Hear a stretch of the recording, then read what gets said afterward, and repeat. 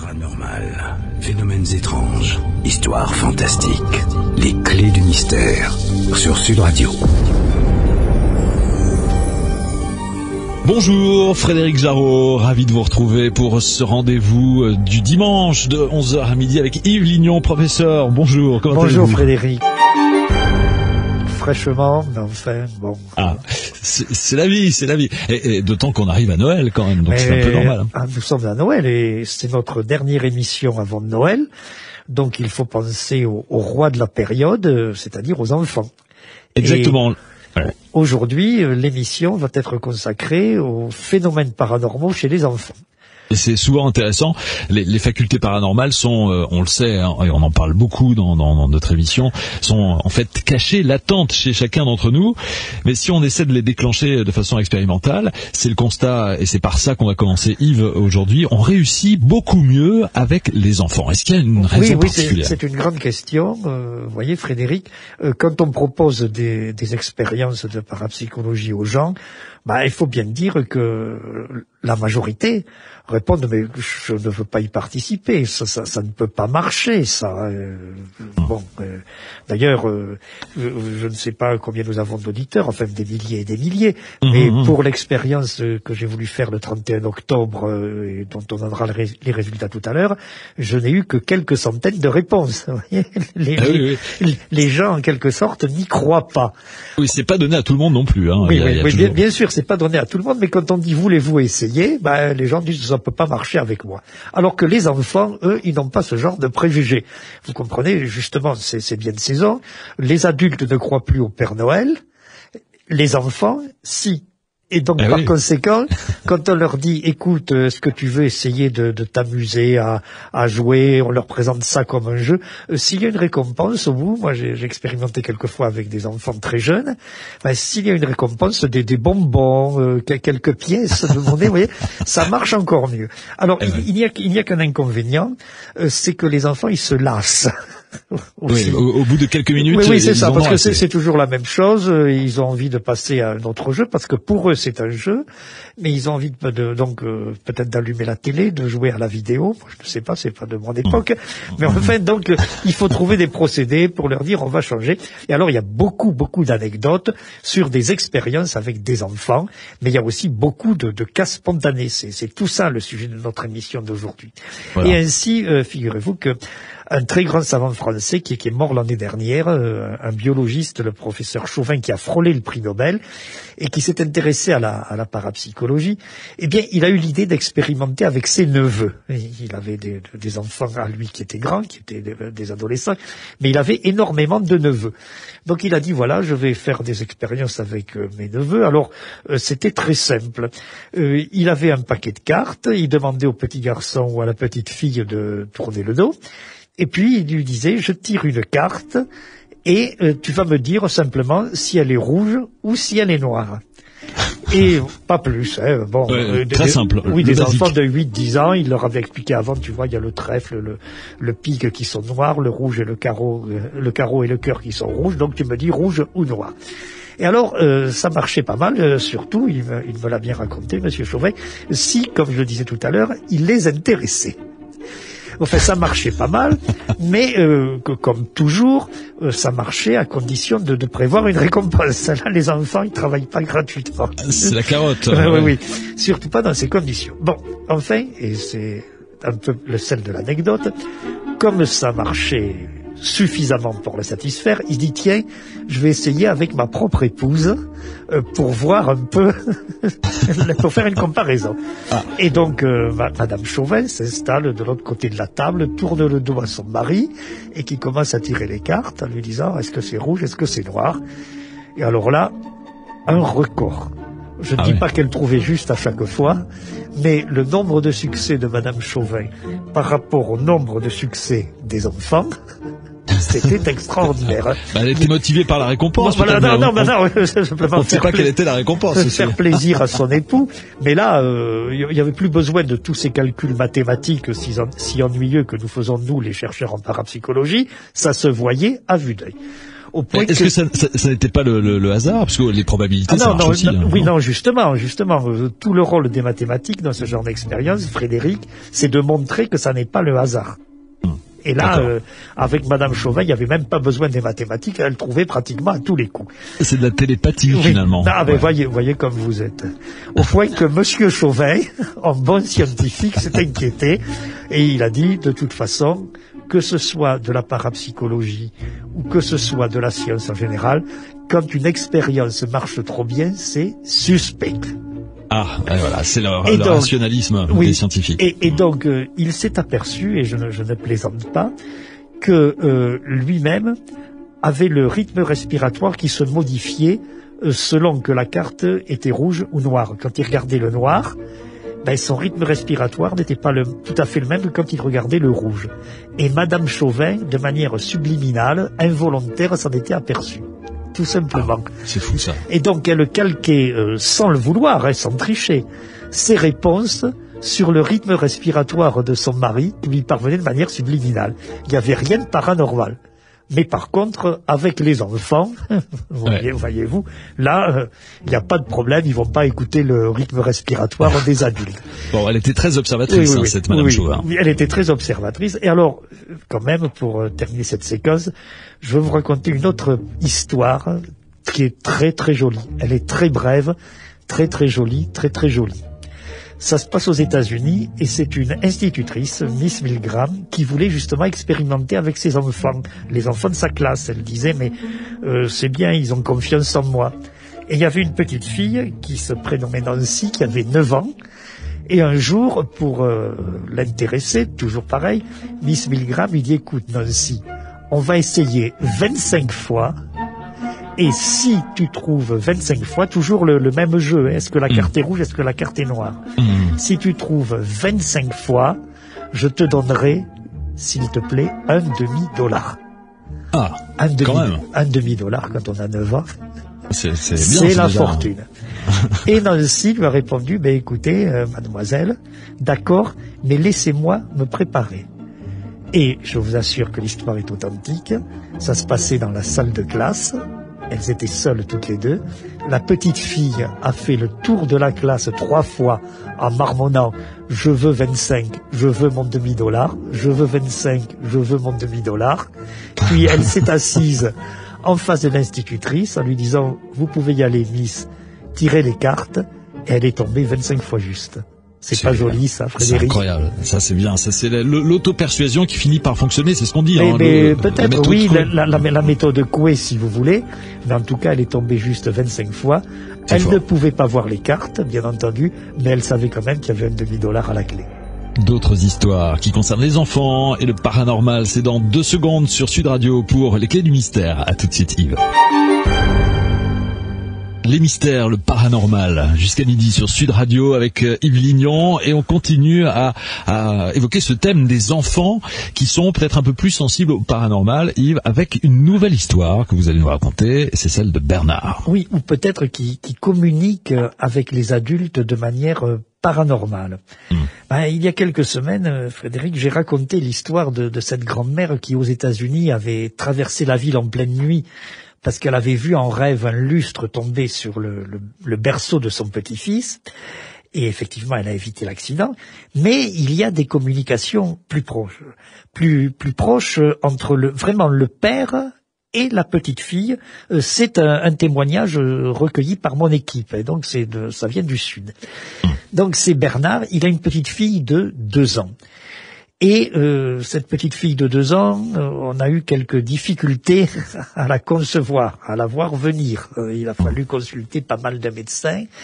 Et donc Bernard, il a un peu plus de 30 ans, il est commercial, et il est peut-être plus attaché à son enfant qu'un père ordinaire, vous voyez. Ça a été tellement difficile. Cet enfant était tellement désiré. Et voilà qu'une nuit, il fait un rêve affreux. Ils habitent avec son épouse dans un appartement à l'étage. La petite fille a sa chambre. Et dans son rêve, en plus le rêve lui paraît idiot quand il va le matin partir au travail et qu'il y repense. Sa petite fille qui a 2 ans se lève, sort de son lit, va à la fenêtre, escalade la fenêtre et tombe. Et ils sont au 4e étage. C'est un drôle de rêve, c'est un cauchemar. Oui, c'est ça s'appelle un cauchemar. Ouais. Et au point qu'il est angoissé toute la journée du lendemain. Et puis, quand il rentre chez lui, bon, il y a sa femme qui est restée à la maison, qui s'occupe de la petite fille. Donc, il va les voir. La maman et la petite fille jouent dans la chambre. Il n'y a aucune inquiétude à avoir. Puis, ensuite, comment une enfant de 2 ans pourrait-elle escalader la fenêtre? Ouais. Et donc, notre ami Bernard se met dans son fauteuil, lire le journal. Il sait que c'est l'heure du bain de la petite, bon, tout ça. Et puis, brusquement, il pose le journal. L'angoisse lui noue la poitrine, il se précipite dans la salle de bain, là où la maman est en train de faire la toilette de la petite. Et il n'y a rien d'extraordinaire qui se passe. Donc il reste là, il regarde son enfant, il lui sourit. À un moment donné, machinalement, la maman se tourne. À cet instant, la petite fille se dresse sur la table allongée, tend les bras vers son père, et tombe de la table allongée. C'est exactement, m'a raconté Bernard, la même scène que dans le rêve. Ça vous fait sourire, mais c'est pas marrant pour la non, mais là, la petite, je taquine. Elle s'en est sortie avec une bosse. Ah, très bien, très bien. Dans le rêve, elle tombait du 4e étage. Mais il avait bien rêvé à l'avance ce petit incident familial. Vous voyez, c'est significatif des rêves prémonitoires. Ça vous raconte des choses, mais ça vous en fait pas un récit cinématographique. C'est sûr, et là en l'occurrence entre un père et sa fille, puisque les enfants sont notre prolongement, il est presque normal finalement qu'on ait une certaine télépathie, en tout cas une vision très très fine de ce qui peut se produire. Yves, on va s'interrompre quelques instants à peine et on va se retrouver pour d'autres histoires qui mettent en scène des enfants dans l'univers du paranormal. À tout de suite Yves. Yves Lignon avec nous comme chaque dimanche. Vous êtes fidèle à ce rendez-vous des clés du mystère et le thème aujourd'hui à quelques jours de Noël, ce sont les enfants et les enfants dans l'univers du paranormal avec une nouvelle histoire, Yves, qui met en scène Marguerite. Marguerite, c'est une adolescente, hein, c'est ça? Ah non, c'est une dame à l'heure actuelle qui n'a pas l'âge canonique, mais qui a un âge respectable. Disons, Frédéric, elle est plus âgée que vous et beaucoup plus jeune que moi. D'accord, très bien. Mais l'histoire qui la concerne, c'est à l'époque. Voilà, c'est un souvenir d'enfance qu'elle m'a raconté. Je tire toutes ces petites histoires d'aujourd'hui. Nous avons un thème et beaucoup d'anecdotes au lieu d'avoir une grande histoire comme certains autres dimanches. Donc je tire cette histoire des archives du laboratoire de parapsychologie. Et là, le témoignage est assez ancien, il date d'une 20aine d'années. Et donc, notre amie Marguerite a eu, elle aussi, un rêve prémonitoire, un peu comme tout à l'heure le papa. Mais là, rassurez-vous, celui-là vous fera sourire dès le début. Donc, Marguerite était une petite fille très pieuse, qui avait 14 ans. Enfin, c'était même plus une petite fille, c'était une presque jeune fille. Elle avait 14 ans et elle avait une foi très profonde, qu'elle a d'ailleurs toujours gardée à l'heure actuelle. Et donc, dans son village, elle rend des services à monsieur le curé. C'est elle qui allait mettre des fleurs sur les autels quand les dames qui s'occupent de ça en général et qui sont justement un peu âgées étaient fatiguées. Et un jour, monsieur le curé lui dit « Écoute Marguerite, dimanche prochain c'est la communion solennelle et là j'ai besoin de toi. Tu vas m'aider vraiment à préparer l'église, à organiser la cérémonie. C'est une tâche exceptionnelle que je veux te confier. » Et il lui dit ça, d'après ses souvenirs, soit le jeudi, à l'époque, le jeudi c'était le jour de congé des enfants, vous savez, oui, c'est vrai. Soit peut-être un soir à la fin de la semaine, qu'il la croise en rentrant de l'école, elle ne se souvient pas bien si elle l'a vu le jeudi en fin d'après-midi, ou si elle l'a vu les jours précédents. Enfin, ça, c'est un détail sans importance. Et donc, il lui dit, voilà, et tu viendras au presbytère, vendredi, je te donnerai les consignes. Alors, le vendredi, en sortant de l'école, Marguerite va au presbytère, et elle voit monsieur le curé qui a une feuille de papier, enfin pas longue comme un jour sans pain, mais une grande feuille de papier, avec, voilà, Marguerite, tout ce que tu devras faire dimanche matin. La cérémonie est à 11h. À 10h, tu viendras au presbytère, nous irons ensemble à l'église, et tu devras préparer les cierges, ici et là, mettre les missels sur les sièges, et je compte sur toi. Et monsieur le curé lui fait répéter 2 ou 3 fois, alors qu'est-ce que tu dois faire, Marguerite? Ben, je dois commencer par ceci, etc. Et à la fin, Marguerite pose une question, et lui dit, et monsieur le curé, est-ce que je dois préparer les textes pour les cantiques, pour les chants? Oh non, malheureuse, tu sais bien que la chorale, c'est l'affaire de Madame Machin, et elle s'occupe de tout. Alors surtout, les textes des cantiques, c'est pas pour toi. Hein. Tout le reste, tu dois le faire. Tu devras même vérifier qu'il y a bien le vin dans les burettes, mais surtout, ne pas toucher aux cantiques. Alors tu as bien compris, Marguerite. Bon, quand tu seras chez toi, tu prends la feuille. Quand tu seras chez toi, tu la prendras presque par cœur. Tu la feras réciter, ton papa ou ta maman te la feront réciter. Et nous sommes le vendredi. Et voilà donc Marguerite qui s'en va chez elle avec cette feuille, et puis ayant l'impression, pour une gamine de 14 ans, d'avoir quand même une charge sur les épaules. Une voyez. Mission divine. Voilà, elle ne se dit pas qu'elle est maîtresse de cérémonie au Vatican, mais de toute évidence, ça pèse. Et donc, elle rentre à la maison le vendredi soir avec la liste des tâches à effectuer le dimanche matin à partir de 10h. Ce qui veut dire qu'elle va passer son samedi à répéter, à s'entraîner pour la fameuse journée du dimanche. Ce dimanche que vous allez nous raconter dans un instant. Yves Lignon, merci, à tout de suite sur Sud Radio.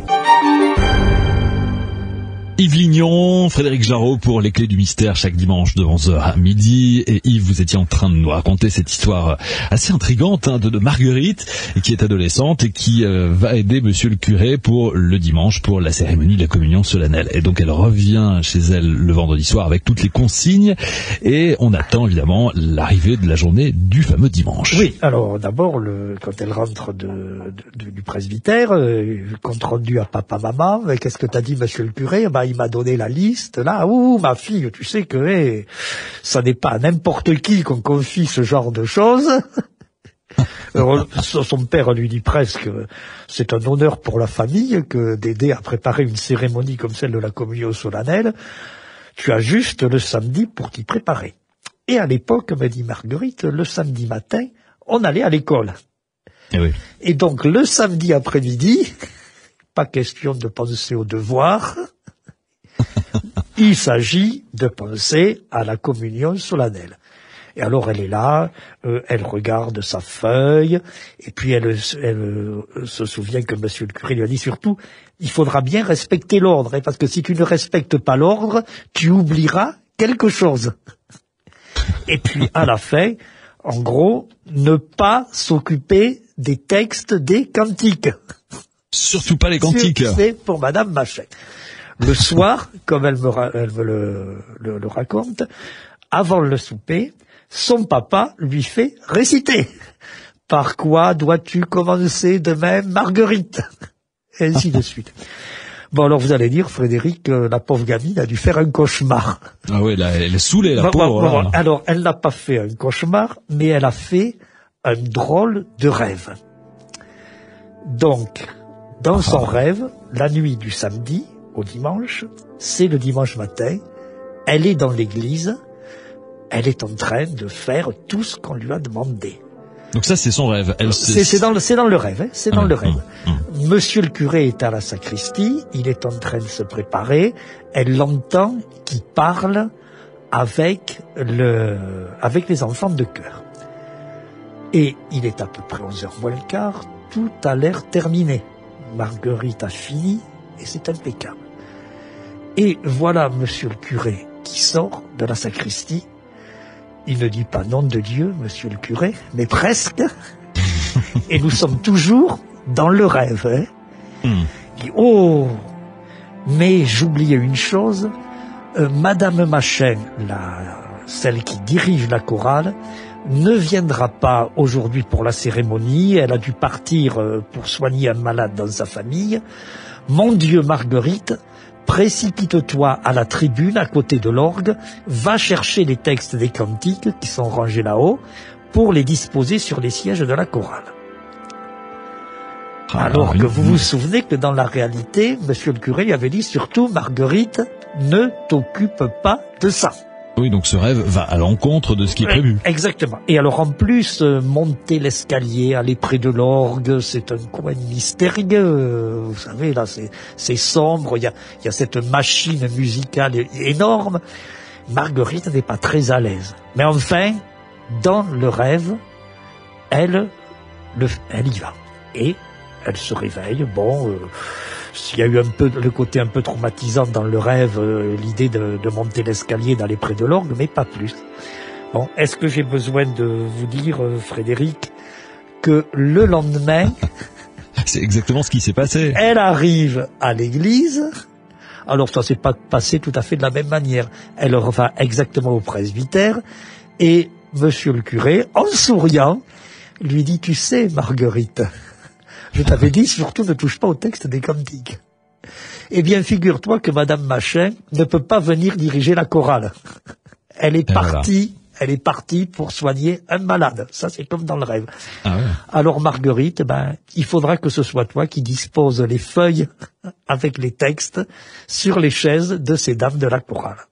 C'est incroyable. C'est incroyable. C'est tout à fait amusant parce que si vous voulez, je crois que ce qui a déclenché psychologiquement le rêve, c'est l'interdiction qu'avait posée le prêtre. Surtout, ne touche pas à ça.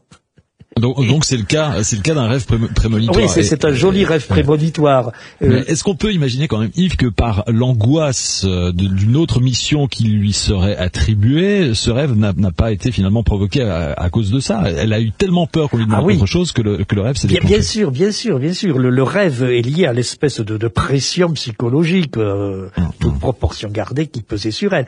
Mais enfin, il s'est produit dans le rêve un événement totalement imprévu, et ce même événement s'est produit le lendemain dans la réalité. Voilà, dans des circonstances très proches. Voilà, donc, nous autres, les scientifiques, nous appelons ça une prémonition. Et si vous voulez un terme technique, une perception extrasensorielle spontanée prémonitoire. Vous êtes content, Frédéric? Sans problème, je me faisais l'avocat du diable, mais vous m'avez de toute façon convaincu, Yves. D'autres histoires à venir sur Sud Radio en ce dimanche de fin de matinée, dans un instant. Avec Yves Lignon, les clés du mystère, comme chaque dimanche sur Sud Radio, et les histoires autour de Noël, en tout cas qui concernent des enfants, qui sont peut-être plus réceptifs à tout ce qui concerne le paranormal. Nouvelle histoire, Yves, que vous allez nous raconter. Il s'agit d'un cas d'enfant handicapé maintenant. Voilà, c'est la plus émouvante, et c'est pour cela sans doute que je l'ai gardée pour la fin. Ça se passe en 1974 en Grande-Bretagne. Et il y a un petit garçon dont on ne connaît pas le nom, parce que les chercheurs, les scientifiques qui ont étudié le cas de ce petit garçon n'ont pas voulu le révéler, ce nom. Eh bien, un petit garçon qui va en consultation à l'université d'Oxford chez un des plus grands médecins de l'époque, c'est le professeur Peters. C'est un professeur de biochimie. Et il a été contacté par un autre de ses amis, qui est le professeur Ricordan, qui lui est ophtalmologiste. Et donc on a amené au professeur Ricordan, l'ophtalmologiste, le médecin, un petit garçon qui est dans une situation terrible. Il faut utiliser quelquefois les termes techniques, même s'ils font mal quand on les prononce. Ce petit garçon, c'est un attardé mental extrêmement profond. Mais qui plus est, il a une vue déficiente, il y voit à peine. Quand il regarde la télévision, il distingue des taches lumineuses et ça ne va pas plus loin. Et donc, on veut essayer de faire quelque chose pour cet enfant. Est-ce qu'on pourrait améliorer sa vue? Il a 8 ans à l'époque. Comment pourrait-on l'aider? Et donc finalement, il consulte d'abord le professeur Ricordan. Or, le professeur lui fait passer des tests de vision un peu adaptés à sa situation. Et curieusement, le petit garçon réussit très bien ses tests. Voilà donc un enfant qui non seulement a de gros problèmes comportementaux. Il a toujours besoin d'avoir sa maman près de lui. Et en plus, il a la vue très basse, on va consulter un ophtalmologiste célèbre, et les tests se passent comme avec un petit garçon ayant, on va dire, une intelligence moyenne et une vue ordinaire. C'est-à-dire qu'il est capable de lire les lettres qu'on Oui, voilà, on lui présente découvrir. les lettres. Bon, le professeur Recordon, moi j'ai lu tous les comptes rendus. Le professeur Recordon a commencé par des tests standards en disant forcément ça va pas marcher, étant donné ce qu'il y a sur sa fiche de ce pauvre enfant. Et puis ça marchait très bien. Il a fait passer des tests de plus en plus sophistiqués. Et cet enfant qu'on lui a amené, parce qu'il était presque aveugle, au cours des tests, se conduisait comme un enfant normal. Est-ce qu'il avait la faculté de parole, oui, son handicap? Il parlait. Il s'exprimait, mais comme quelqu'un, encore une fois, dont les capacités intellectuelles se sont très très diminuées. Oui, c'est étonnant. Et donc le professeur Recordon ne sait pas sur quel pied danser, et à tout hasard, il dit à la maman qui était là, écoutez madame, est-ce que vous voulez bien sortir, je vais refaire les tests, il tourne un peu, je préférerais que vous ne soyez pas là. Bon, la maman sort, on recommence les tests, échec total. Total. Ça ne marche pas du tout. Le gosse n'y voit plus, ce qui est presque normal, étant donné ce qui est écrit sur la fiche médicale. Alors bien sûr, le professeur Recordon pense que peut-être à quelque chose comme ce que je vous racontais tout à l'heure à propos du professeur Chauvin. Il y a une communication entre l'enfant et sa maman, une communication infraverbale. Ça, les psychologues connaissent bien. L'enfant perçoit un allaitement, le bruit que peut faire sa mère en remuant sa main sur le tissu de la robe. Et cela lui donne des indications. Oui, là, c'était difficile de faire 26 signes différents pour les éventuels. Oui, non, mais là, encore une fois, pour les psychologues, c'est tout à fait possible. Donc, le professeur Recordon dit, c'est là, il y a une communication avec sa maman. Quand elle est là, c'est elle qui lui indique, sans s'en rendre compte, ce qu'il faut voir, et ça n'a rien de parapsychologique, ça n'a rien de paranormal. Bon. Mais ceci dit, quand même, le professeur Recordon se dit, d'un autre côté, si cet enfant avait une faculté parapsychologique particulière, je pense à des signes instinctifs que lui fait sa mère, mais s'il y avait véritablement un phénomène de télépathie entre la mère et le petit garçon. Donc, arrivé à ce point de ses réflexions, si vous voulez, le professeur Recordon, qui, ne l'oublions pas, est un ophtalmologiste. Un ophtalmologiste comme nous en connaissons tous, tous ceux qui portent des lunettes les connaissent. Donc c'est avant tout un médecin. Il ne croit que ce qu'il voit. Oui, puis c'est un médecin de très grand talent. Mais il ne sait pas, il ne sait pas faire des expériences sur la télépathie. Il ne sait pas faire non plus des expériences sur la communication infraverbale. Parce que, à ce point, à ce stade, il y a deux possibilités. Ou bien il y a une communication involontaire entre l'enfant et sa mère, j'insiste, la mère a des petits mouvements, la mère fait un peu de bruit et l'enfant interprète cela, ce qui se passait, nous le racontions tout à l'heure entre le professeur Chauvin et sa femme, ou bien c'est carrément de la télépathie entre la mère et l'enfant. Et si c'est de la télépathie, vous rendez compte de l'enjeu. Les scientifiques anglo-saxons sont beaucoup plus ouverts que certains prix Nobel français.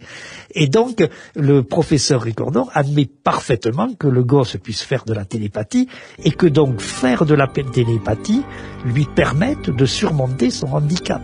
Ah ouais. Est-ce de la télépathie d'ailleurs? Oui. On va le savoir dans un instant. On va marquer une petite pause si vous voulez bien, Yves, et vous nous raconterez l'issue de cette histoire à quelques jours de Noël qui met en scène cet enfant doué de pouvoir peut-être télépathique. À tout de suite.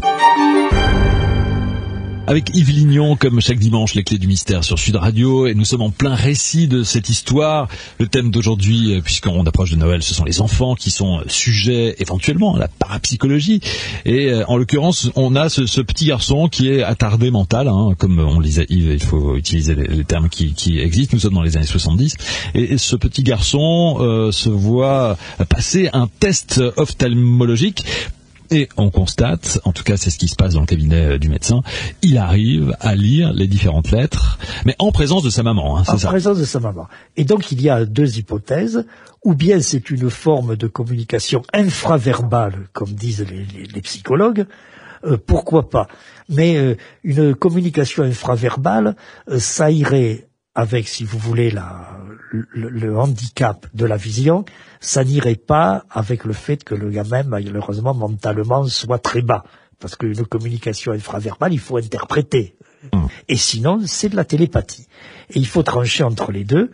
Alors, Rick Gordon en a parlé donc à son ami Peters, qui était un biochimiste de l'université d'Oxford. Et Peters a monté des expériences.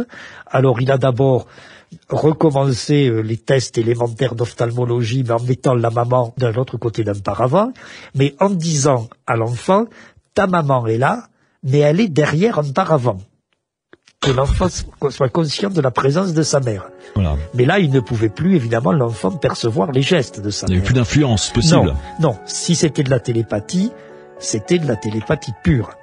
Et effectivement, ça marchait. Finalement, les expériences ont été de plus en plus sophistiquées et on en a fait d'autres où la maman et l'enfant étaient dans deux locaux différents à 7 kilomètres de distance. Ah oui. Bon, et ce qui est extraordinaire, Frédéric, c'est pour ça que je trouve cette histoire très très belle, c'est que ce gamin qui avait 8 ans, qui était à moitié aveugle, qui était handicapé mental, qui donc ne savait ni lire ni écrire, vous m'entendez bien? Ouais. Eh bien, dans les fameuses expériences où sa maman était à 7 kilomètres, on présentait à sa maman des cartons sur lesquels étaient écrits des mots, et le gamin devait les prononcer. C'est incroyable. Or, il y est arrivé, on va donner un peu de chiffres, il y est arrivé dans 32% des cas. Alors vous allez me dire, c'est le hasard. Eh ben non. C'est difficile, avec 26 lettres, là, les probabilités sont énormes. Mais attendez, c'est encore plus énorme, parce qu'il ne s'agit plus de lettres, il s'agit de mots. Ah ouais. De mots entiers. Donc, dans 32% des tentatives, le petit garçon a indiqué le mot que sa mère était en train de lire à 7 kilomètres de distance. Alors que lui-même ne savait pas lire. Mais oui, simplement il a marmonné comme maman, comme soleil, vous voyez, alors qu'il ne savait pas lire. Et les probabilités, comme vous dites si bien, un jour vous ferez faire un devoir de probabilité, Frédéric. Je suis très nul. Je suis très nul. Oui, mais tant pis pour vous.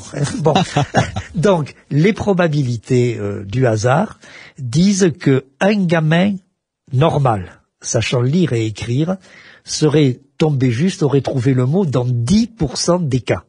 Vous voyez la différence, aussi nul qu'on soit en mathématiques, 10% et 32%. C'est pas la même J'ose estimer, dans toute ma carrière, je n'ai jamais connu un étudiant qui confonde 10% et 32%. Vous voyez, c'est jamais arrivé jusque-là. Donc là, c'est bien la preuve qu'il y a ces phénomènes. C'est bien la peine. Et alors, vous allez me demander, et la suite? Oui, la suite alors, Yves, qu'est-ce qui s'est passé? Puisque ça se passait en 1974. Eh bien, on a fait ce constat de l'existence très probable d'une relation télépathique entre la maman et le petit garçon. Moi, je trouve ça très très beau. Un enfant qui ne peut pas communiquer en raison de ses handicaps et qui réussit à échanger avec sa mère par télépathie. C'est magnifique, ça. C'est une magnifique histoire de Noël. Oui, et puis après quoi, le petit garçon, il est rentré dans un institut spécialisé. Il fallait bien qu'on s'occupe de lui. Parce que faire de la télépathie avec maman, ça ne vous rend pas apte à la vie sociale, malheureusement. Il est rentré dans un institut spécialisé et plus personne n'a jamais parlé de télépathie. Belle histoire, merci beaucoup Yves pour illustrer ce thème des enfants et du paranormal. On va terminer l'émission Yves avec le résultat de cette fameuse expérience que vous aviez réalisée sur Sud Radio, c'était le 31 octobre dernier. Alors oui. On va rappeler de quoi il s'agissait. Il s'agissait d'essayer de faire un phénomène de voyance de groupe à l'échelle des auditeurs, donc, sur une carte à jouer qui avait été tirée au sort dans le studio dans un jeu de 52. Tenez, Frédéric, si je vous dis comme ça, une carte à jouer dans un jeu de 52, à quoi pensez-vous? Valet de cœur, par exemple. Valet de cœur, c'est pas mal, mais la carte tirée le 31 octobre, c'était 3 de carreau. En tout cas, le fait que vous disiez valet de cœur, vous avez au moins trouvé la couleur. C'est vrai. Bon. Et donc, toute l'analyse mathématique est basée sur cette idée entre le degré de ressemblance entre les réponses et la carte tirée. Vous voyez, si vous aviez dit valet de pique, ça aurait été moins ressemblant. Ouais. Si j'avais dit... Ouais. Là, j'avais du rouge en tête. Voilà. Si vous aviez dit as de trèfle, ça aurait été encore plus mauvais. Ouais. Donc là, je m'approchais de la vérité. Oui. Donc j'ai mis des notes à tous les auditeurs. Qui vous ont contacté, qui voilà, ont là, écrit. Il y en a quelques centaines, c'est pour ça que ça a pris du temps. J'ai mis des notes en fonction de la qualité de leurs réponses. Alors, parmi nos écoliers, qui a la meilleure note? Non, alors je vais pas vous dire qui a la meilleure note parce que c'est assez compliqué. Il y a des logarithmes. Je cherche à vous faire peur. Mais après j'ai calculé la moyenne des notes et je savais que si cette moyenne était de 2 avec mon échelle de mesure, eh bien on pouvait écarter l'hypothèse du hasard. Alors je vais dire qu'il y a eu un certain frémissement qui fait que je recommencerai peut-être l'expérience un jour.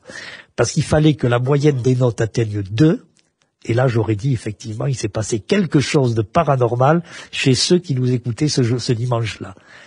Et on est arrivé à 1,788.